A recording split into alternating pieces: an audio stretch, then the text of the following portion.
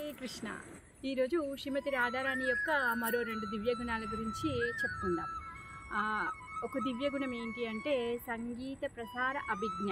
అంటే ఆమె పాడేటటువంటి గానం ఎంత మధురంగా ఉంటుంది అంటే ఆమె ఎప్పుడు పాడినా కానీ కొత్త రాగాన్ని పాడుతూ ఉంటుందంట. గంధర్వలోకంలో నుంచి గంధర్వులందరూ వచ్చి శ్రీమతి రాధారాణి పాడేటటువంటి ఆ రాగానికి నోట్స్ రాసుకునే వాళ్ళంట. నోట్స్ రాసుకొని వాళ్ళు దానికి ఒక కొత్త పేరు ఇచ్చేవాళ్ళనమాట. ఆ విధంగా శ్రీమతి రాధారాణి కొత్త కొత్త శృతులను తను పాడుతూ ఉండేదన్నమాట. అవన్నీ కూడా చాలా పరమ మంగళకరమైనటువంటివి అనమాట. ఒకసారి హోలీ రోజు శ్రీమతి రాధారాణి పాడుతూ ఉంటే గంధర్వలోకం నుంచి గంధర్వులందరూ వచ్చి వాళ్ళ వాయిద్యాలతో శ్రీమతి రాధారాణికి సహపాటుగా వాయిస్తూ ఉన్నారంట. వాయిస్తూ ఉంటే వీళ్ళందరూ కలిసి కృష్ణుడికి పరమ ఆనందం కలిగే విధంగా వాళ్ళ సేవన చేస్తూ ఉన్నారనమాట. ఆ విధంగా శ్రీమతి రాధారాణి కొత్త కొత్త రాగాలు పాడుతూ ఉంటుంది. ఇంకా రమ్యంగా మాట్లాడుతుంది. తను అతి మధురంగా మాట్లాడుతుంది. తను ఎప్పుడు ఎక్కడ ఎలా మాట్లాడాలి, ఎవరితో ఎలా మాట్లాడాలో తనకి చాలా బాగా తెలుసు అనమాట. అయితే ఒకసారి కృష్ణుడితో మాట్లాడుతూ ఉందన్నమాట. వాళ్ళిద్దరి మధ్యలో సంభాషణ ఇది. ఆచార్యులు ఏం చెప్తున్నారు అంటే ఒకసారి శ్రీమతి రాధారాణి కృష్ణుని అంటుందన్నమాట, సరేలే కానివ్వులే, ఏంటి అంటే వర్షం పడుతూ ఉంటే ఆడుతూ నువ్వేం చేసావు, గోవర్ధన పర్వతాన్ని ఎత్తేసావు.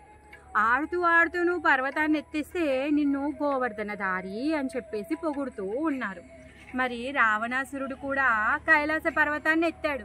ఎవరైనా పొగిడారా రావణాసురుణ్ణి అనేసి అలా వ్యంగ్యంగా శ్రీమతి రాధారాణి మాట్లాడుతూ ఉంటుందన్నమాట. ఇంకొకసారి అంటుందన్నమాట, కృష్ణుడితో ఏమంటుందంటే, నువ్వు చాలా ఫేమస్ కదా, అంతే. ఏంటి, నువ్వు వెన్న దొంగతనం చేసినా ఫేమసే. వెన్న దొంగ కృష్ణ, వెన్న దొంగ అని చెప్పేసి అందరూ నీ గురించి పాడుతూ ఉంటారు.